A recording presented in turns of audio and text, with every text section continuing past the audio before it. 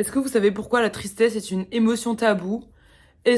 Pourquoi on n'a pas le droit de pleurer devant tout le monde? Pourquoi c'est la honte de pleurer? Pourquoi vous ressentez de la gêne?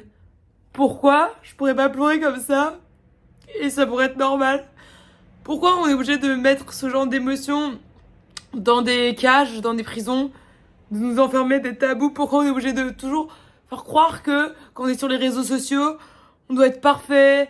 Ah, regardez comme je suis bien maquillée, comme je suis belle, comme ma vie est parfaite. Mais en fait, j'en ai rien à foutre. Pourquoi on pourrait pas montrer l'humanité telle qu'elle est réellement? Et si vous ressentez de la gêne quand vous voyez quelqu'un pleurer, ben en fait c'est vous qui êtes gêné. Vous êtes face à vous-même, vous êtes face à vos propres émotions et toutes les autres personnes que vous sont des miroirs de vous-même. Mais on s'en rend même pas compte. On s'en rend même pas compte. Et tout ce qu'on veut voir c'est quoi? C'est des sourires, quitte à sourire pour de faux, quitte à faire des faux sourires, quitte à voir tout le monde sourire pour de faux, quitte à voir tout le monde faire semblant de sourire, être heureux, avoir une vie parfaite. Bah vous voulez pas voir des gens pleurer, hein.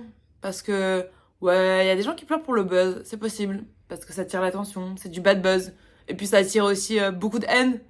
Voir des gens pleurer, vous la honte. En fait, la honte, pourquoi? Parce qu'on vous a, toute votre vie, on vous a dit de pas pleurer. On vous a dit que c'était la honte de pleurer. On vous a dit que, bah, c'est les enfants qui font ça. Et puis c'est moche, tu vois, c'est moche de voir quelqu'un pleurer. Bouh, ah, tu vois, le visage se décompose. C'est une émotion trop intime. C'est une émotion que personne est censé voir. Tu pleures, tu es censé pleurer. Tu es censé rester tout seul quand tu pleures. Tu es censé garder la tristesse pour toi. Voilà. En gros, on vit dans une société un peu de lâche, hein, où la pudeur, elle a été faite pour qu'on se protège des émotions trop intenses comme ça des autres, pour pas qu'on soit trop affecté. C'est aussi une façon de nous protéger. Mais du coup, c'est une société lâche où, ben, au final, les gens, ils se sentent seuls. Pourquoi ils se sentent seuls? Parce qu'on n'a pas le droit d'être triste devant les autres. On a le droit que d'être content. Ah, ça va? Oui, ça va. Tout le monde dit ça va. Tout le monde répond ça va. Personne dit non, ça va pas.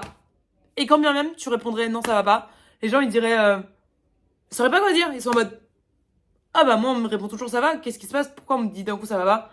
Ils sauraient pas comment réagir. On sait pas comment réagir face au désordre mental, face à tout ce qui n'est pas des émotions positives. On sait pas gérer ça. Et notre handicap à gérer ça fait que les gens qui ressentent ça sont dans une solitude très profonde. Et que finalement, les gens, ils se sentent seuls. Et quand ils sont tristes, ils vont tendance à se renfermer sur eux-mêmes parce que c'est une émotion qu'il faut pas qu'on montre. Il faut pas qu'on montre qu'on ressente ça. Et c'est une émotion qui est pas tolérée, qui est pas acceptée dans cette société. Parce qu'au final, quand tu pleures, les gens ils disent quoi? Mais faut pas pleurer! Arrête de pleurer! Le premier réflexe des gens quand quelqu'un pleure, c'est de lui dire d'arrêter de pleurer. Attention, faisons bien attention à ce détail. Pourquoi tu veux que cette personne elle arrête de pleurer? Parce que toi ça te met mal à l'aise, parce que toi ça te rend triste, parce que toi aussi on t'a toujours dit d'arrêter de pleurer quand tu pleurais. Donc ton mécanisme ça veut te dire de arrêter. Arrête d'exprimer de la tristesse.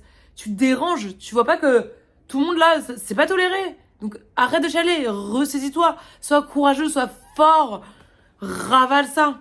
Donc prends sur toi, contiens-toi. Mais un beau jour, quand tu peux être impeccable, personne sera là par contre. Hein, mais là, retiens-toi.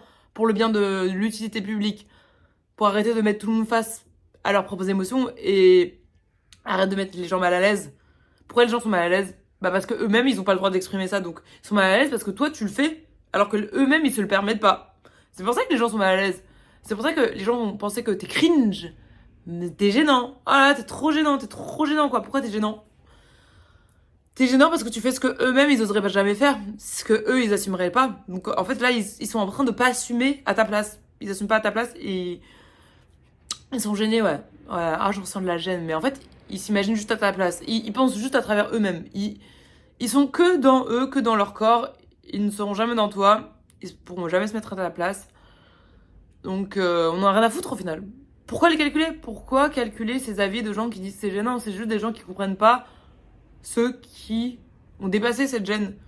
Après, il faut savoir que oui, il y a des gens qui sont matricés par les réseaux sociaux, il y a des gens qui veulent faire du buzz et tout, là, là. Ils sont un petit peu...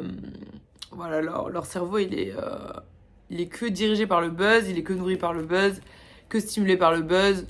Ils en ont plus rien à foutre de tout, encore une fois. Voilà, c'est la même conclusion, c'est qu'au moins, ils s'en mettent les steaks.